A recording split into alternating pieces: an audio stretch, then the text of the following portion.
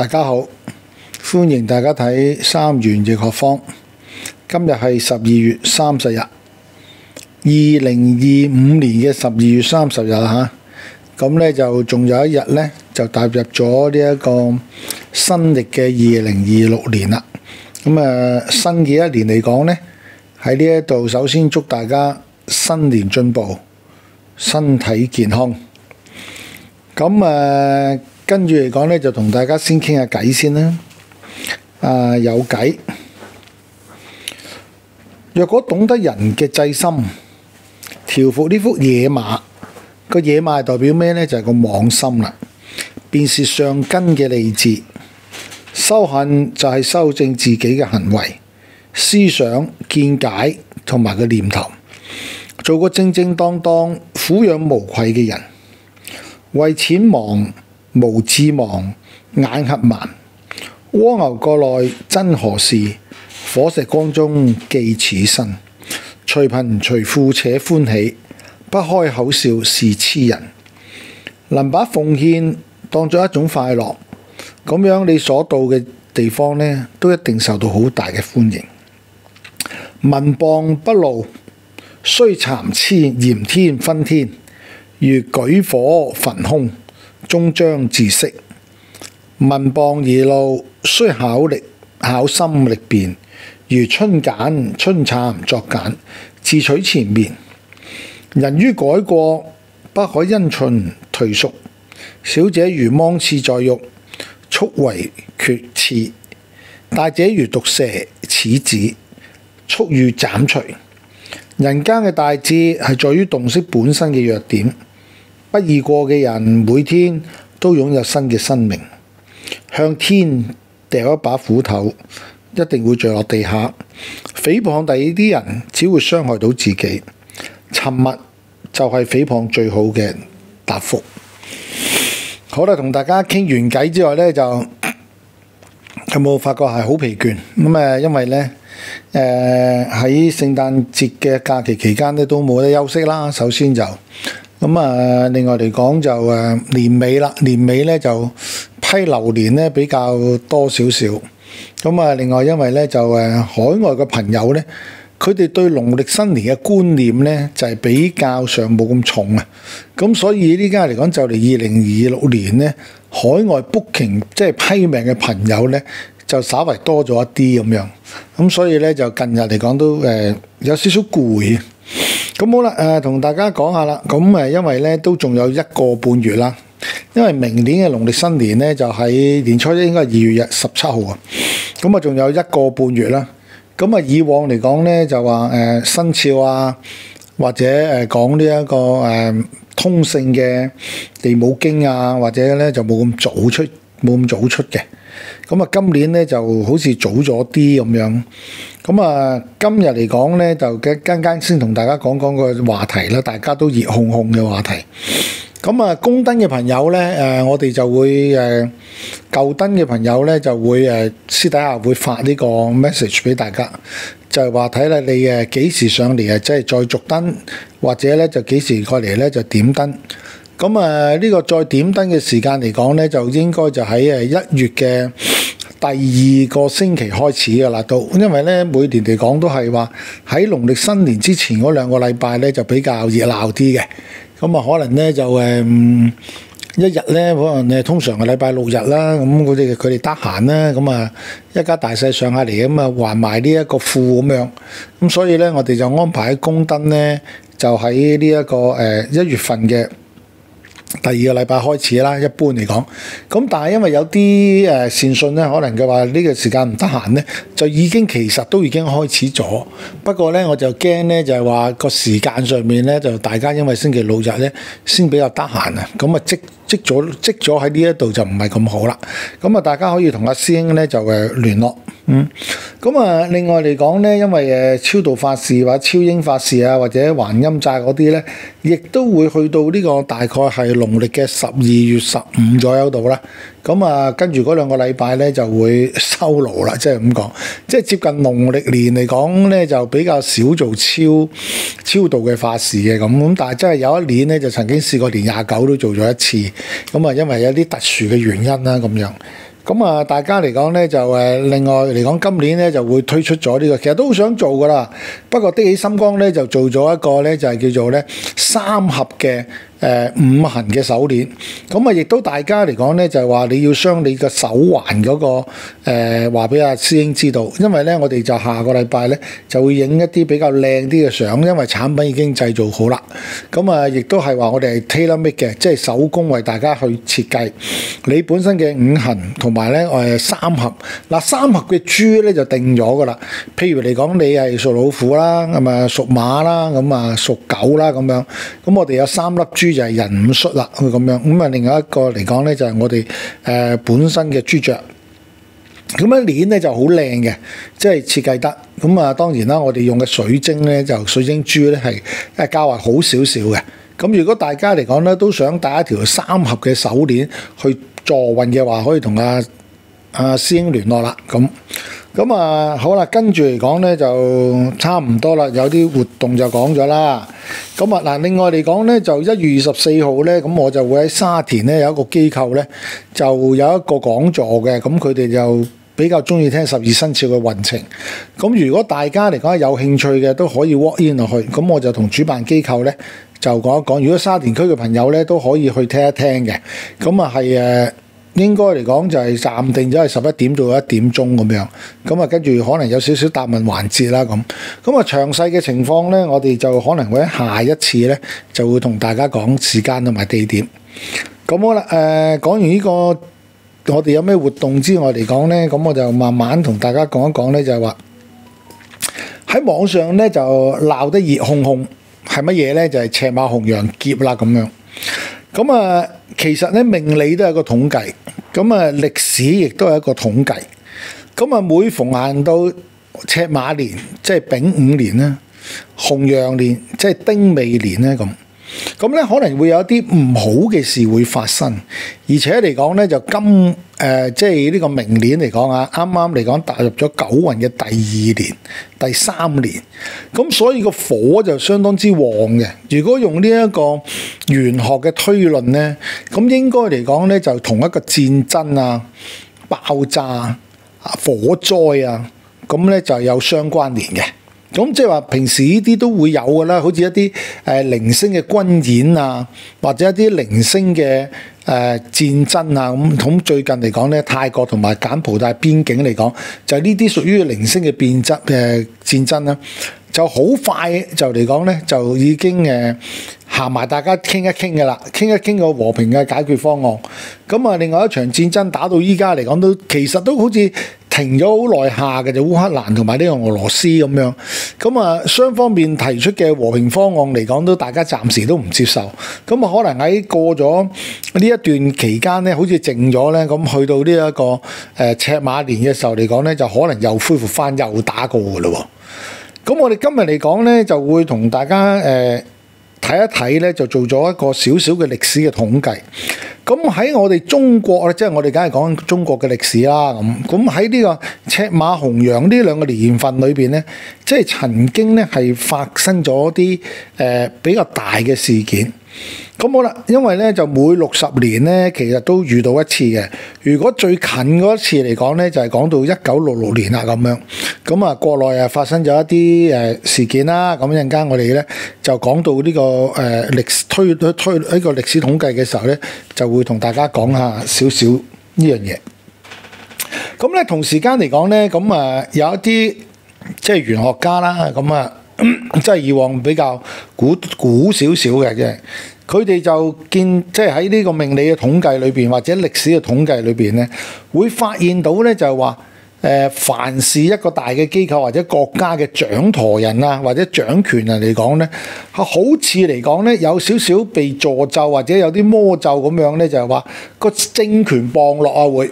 咁就政權傍落或者政權不穩咧，咁啊造成一個社會嘅動盪，民生亦都思變，有產生一個對抗性，同埋咧就人民同人民之間咧有批鬥啦，人民同政府之間咧就批評啦咁，甚至乎嚟講咧係出現咗一啲政治嘅爭奪戰。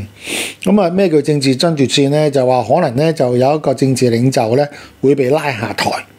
咁啊跟住之後咧就會進行一個軍事鎮壓等等。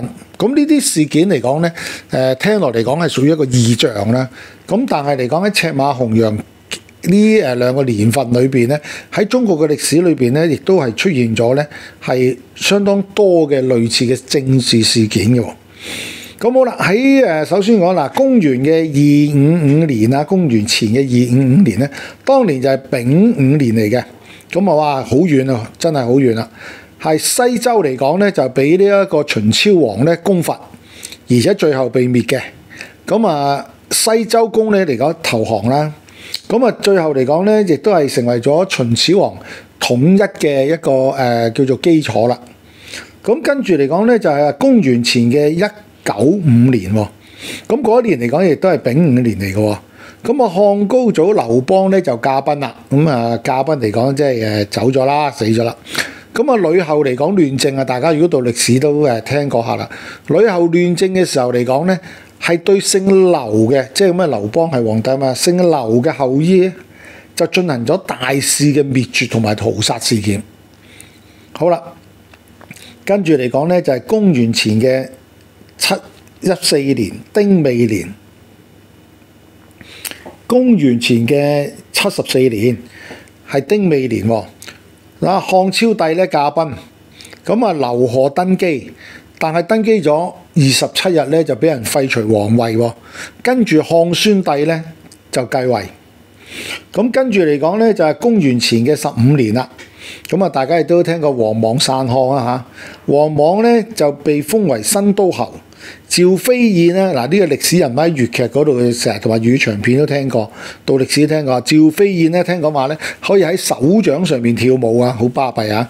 即係呢個嚟講啊難以想像，不過係形容啫，即係話佢身輕如燕。成日我哋身輕如燕咧就其實來自趙飛燕呢一個成語啊。咁啊，趙飛燕咧被封為皇后，咁啊跟住禍亂整個宮闈，最後咧就西漢咧就滅亡嘅。咁好啦，跟住到去到即係公元前梗係到西元啦，西元即係依家嘅公歷啦。咁喺西元嘅226年嘅時候，嗰年咧亦都係丙午。嗱，似乎咧喺丙午年發生嘅呢啲咁嘅政治事件咧，係比例上係比較多㗎。嗱，喺呢個226年嘅時候嚟講咧，魏文帝阿曹丕咧，當年就駕崩啦。咁啊，明帝咧就即位，魏文帝即位啦。最後嚟講咧，就係司馬懿受命咧，就託孤輔政。最後嚟講，成個魏係俾呢一個司馬家族咧係滅咗，跟住建立咗晉朝嘅。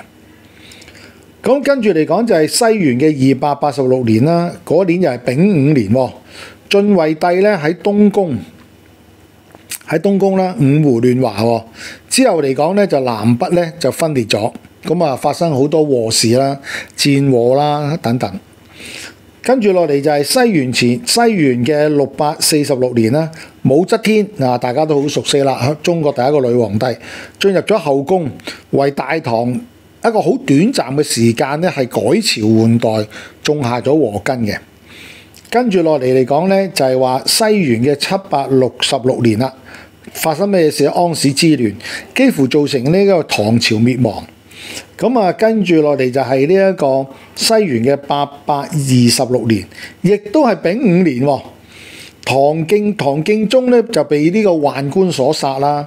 咁啊，繼後嚟講咧就出現咗一個歷史上面叫做甘露之變啦。嗱，甘露之變嚟講咧就係話當時嘅宦官嘅勢力非常之大，文武百官被殺過百。哇！當時嚟講，如果睇翻歷史，你大家一齊查下啦。哇！嗰個宦官嘅權力係非常之大嘅。好啦，跟住亦都去到呢一個西元嘅呢個947年。嗱，呢一年咧就係丁未年嚟㗎。後晉啊嚇就被薛丹所滅。咁好似喺歷史上面嚟講咧，呢啲唔算話一啲好大嘅事件，因為後晉啊嘛。咁啊，公元嘅1067年啦，丁未年喎，當時嚟講，王安石就入朝咧，就我叫做咩咧？我哋王安石當時係改革啊嘛。咁啊，國家越改咧就越紛亂，越搞越亂。好，跟住落嚟就係到公元嘅1126年啦，係丙午年嘅，金兵咧就入汴京啦。咁啊，北宋咧就被金所滅嘅。咁啊，呢啲當然係大事啦。咁而且喺歷史上邊呢嚟講咧，呢個就叫靖康之恥啦。咁啊，有時大家睇一啲武俠劇啊，睇一啲小説啊，咁都會聽過下呢個靖康之恥咁樣。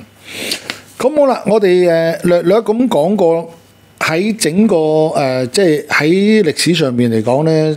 丙午同埋丁未年咧，都有一啲大事發生，但有啲又唔算好大。咁啊，但係嚟講咧，係關乎咗乜嘢咧？係國家嘅領導人比較多嘅。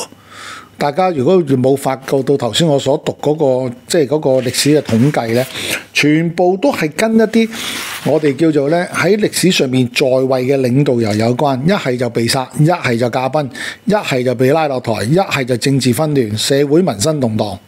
咁呢一樣嘢會唔會成為咗呢個赤馬紅羊劫裏邊嘅最主要嘅主題咧？咁樣咁啊，但係我哋要睇，咁我哋都根據咗一個歷史去統計啦。就1906年啦、1907年啦、1846年啦、1847年啦、1786年同埋1787年、1726年、1727年咧，喺呢四組裏邊嚟講咧，個赤馬紅羊咧就似乎冇乜大事發生嘅喎，即係喺呢個中國個歷史上邊咧冇乜大事發生先。但係1846年到1847年嘅時候咧，只不過喺世界上面咧，美國咧同呢個墨西哥開戰咁解，亦都唔算話一場好大型嘅一種即係戰爭啦，可以咁樣講。咁即係話俾我哋知嚟講咧，赤馬紅羊劫咧係會唔會係真係去到話好大嘅劫難咧？咁若果用一個歷史啊，我哋用歷史嘅統計去睇啦，唔好用呢一個玄學去睇先啦，就似乎喺政治環境方面嚟講咧，就要即係第一把手啊，當權者咧就要留意一下啦。往往嚟講咧，亦都係好似乎係同呢一個當權者係有好大嘅莫大嘅關係嘅。咁喺明年咧同埋後年嚟講咧，因為進入咗九運啊，今年係九火，咁啊變九運嚟講係火啊嘛，咁啊所以嚟講咧，嗰個火咧就仲更加犀利。咁如果用玄學嘅角度嚟講推論咧，就應該嚟講咧，就係話喺呢個火災啊、戰爭啊、爆炸啊，即係同火有關嘅嘢嚟講咧，係會比較熱烘烘一啲嘅。咁啊，即係好不幸啦。咁啊，今年嚟講啊，即係大埔佢哋都發生咗一個火災咁樣。咁啊，進入咗九運咧。咁啊，先前嚟講我就有一輯係講咗九運。咁啊，大家可以咧就碌翻去睇啦，慢慢咁。咁啊，明年嚟講咧就火，即係丙火啊，都係陽火啦。咁啊，丙午年咧，咁啊火咧就特別旺，咁啊土咧就比較燥嘅。如果你話從地產嚟講咧，咁明年嚟講咧，香港嘅地產啊，中國嘅房地產咧，咁啊真係可能咧會有一個新嘅低點喎。咁啊，另外嚟講咧，就我哋要睇下啦。嗰個火災咧會比較頻仍多啲啦，咁啊因為咧星星失火咧就可以燎原。咁喺明年嚟講咧就屬於馬年，就會跟老鼠係六衝喎。嗱，其實六衝嚟講水同火嘅災嚟講都會有嘅，咁所以喺呢個明年嚟講咧就係話行到某一啲我哋叫做依家嚟講咧就係話落雨比較多嘅夏季呢個時間啦，咁可能水火交戰喎，咁啊令到嚟講火災同埋水災咧咁啊一齊夾攻喎，呢樣嘢就真係唔算係一件好事啦。咁而且咧呢啲咁嘅喺5月啊、至月啊呢啲時間嚟講咧，或者水月嘅時間咧，好容易見到兵戎相見啦、爆炸啦、大火災啦、或者軍演啊，即係一啲恐嚇性嘅軍演啊都會出現嘅喎。咁啊，另外嚟講咧，因為明年嚟講咧就係屬馬啊嘛，馬嘅年份。嗱，馬嘅年份香港因為跑馬就非常熱熾啊，好多人咧就中意呢個即係賽馬啦、賽馬運動啦咁樣。咁啊，但係嚟講會唔會明年嚟講咧喺賽馬運動裏邊咧，可能都會出現一啲意外，就真係要留心咯喎。咁好啦，因為咧就午同埋子嚟講咧，就係馬咧就衝呢一個呢一個老鼠，亦都可以話咧老鼠咧就衝呢個馬嘅太歲啦咁。咁啊，明年咧可能咧會出現咧特別多鼠患啦。首先，另外嚟講咧，養寵物嘅人嚟講咧，有啲屬鼠嘅寵物，譬如話倉鼠啊、葵鼠啊等等啊，即係會唔會有多病痛啊？咁啊，甚至嚟講咧會遭到一啲危險啊比較多啲嘅。咁啊嗱，屬馬嘅人咧就要留意一下咯喎。點解咧？因為咧火多亦都土燥啦。第一樣火太多嚟講，第一就係眼睛啊、心啊、心臟啊、心血管啊，即係相關聯啊、頭部啊等等咧，容易受傷或者有病災。咁啊，另外嚟講咧就土燥咯，火多一定係土燥。咁啊，土燥嚟講咧就可能呢啲腸胃病啊、腸胃炎啊，同呢個大腸有關嘅。因為火嚟講咧，若果喺紫微斗數嚟講，或者喺呢個八字裏邊咧，都可以係斷症嚟講係屬於一啲咩嘢膿瘡啦，一啲癌細胞啦，等等心血管嘅問題比較多少少。咁如果喺地域方面嚟講咧，就要留意一下啦。咁啊，因為嚟講咧，赤馬紅羊叫咧就係我哋本身咧喺歷史一路嘅玄學咧落嚟嘅一個推論或者一個統計啦。咁中國嘅南方嚟講咧就會非常之多事幹咯。咁啊，譬如台海之間啦，咁啊可能咧就會引發咗一啲衝突。咁啊，另外嚟講，中國南方因為火係屬南方啊嘛，而且九運都係火啊嘛。咁啊，香港啦、廣東啦、福建啦等等嘅地帶嚟講咧，可能會喺經濟啊、社會啊、民生啊、政治方面咧，會有多少嘅改變。咁啊，咩改變咧？咁啊，梗係一啲唔好嘅轉變啦。咁啊，經濟方面嚟講咧，我哋可以就係話，火紅紅做好多嘢，但係冇實際收益。另外嚟講咧，有經濟上面嘅一啲災難。經濟上面一啲災難係咩咧？生產過剩嘅產品滯脹滯留咗喺呢度，咁啊又收唔到錢，貨就等咗喺度啦，賣唔出。咁如果喺經濟方面，亦都可以話係股票咧，可能會出現一個比較大嘅波幅下跌啦。咁啊，跟住嚟講咧，中國南方嘅地方嚟講咧，以民生計咧，就係話民眾咧可能對某一啲事件不滿咧，就會上街示威啦，造成一啲騷亂等等啦。咁啊，另外嚟講就係話頭先我都啱啱都講過，台海之間嚟講咧，嗰個戰爭嘅氛圍咧係非常之緊張，而且嚟講咧要提防乜嘢咧，就擦槍走火嘅。好啦，嗱咁啊，同大家咧就交代過咧喺個歷史嘅推論裏邊咧，就赤馬紅羊劫咧會發生啲乜嘢事情？如果講我哋推翻60年前嘅話咧，就係1966年同埋1967年啦。咁啊，1966年嚟講咧，就喺中國咧就係發生呢一個叫做無產階級嘅文化大革命嘅。咁啊，呢一個咁嘅社會運動嚟講咧，亦都係造成咗人民之間與人民之間嘅一種批鬥啦，衝突啦、禍亂啦，咁啊令到咧，亦都係死亡人數係相當之好似幾多嘅，都好似有一啲報道嚟講係真係無法估計。咁我哋梗係唔希望嚟講咧，類似呢啲事件咧會喺明年會出現啦。咁我哋今日嚟講咧，就同大家咧，只不過咧就用咗一個少少嘅時間，就將呢個歷史嘅統計同埋呢個玄學嘅統計咧，同大家 report 一下嘅啫。咁啊，希望來年嚟講咧，都唔好有，因為嗱，其實災難咧就年年都會有噶啦，即係多定少，甚至乎嚟講啊，就係點樣去防災啊嘛，啱嘛？咁我頭先都提過一下啦，就話經濟上面啦，地域嘅衝突啦等等咧，其實呢啲咧都可以話可以制止或者可以防備嘅。咁啊，希望呢個赤馬紅羊呢2年嚟講咧，所發生嘅事件咧，就唔好喺我哋有生之年咧就所見到。咁好啦，今日嚟講咧，就大概將呢一個赤馬紅羊劫呢樣嘢咧，就同大家咧就當一個少少嘅話題咧，就閒聊一下。咁啊，記住提醒一下大家啦，就係話都要留意一下呢個年份嚟講咧，喺呢個災禍啊，咁可能會發生咧，都係會較為多少少，或者係嚴重咗少少嘅。咁啊，希望大家來年嚟講咧，都係順順利利啦，平穩咁過渡。好啦，下個星期3元嘅學坊再同大家見面，拜拜。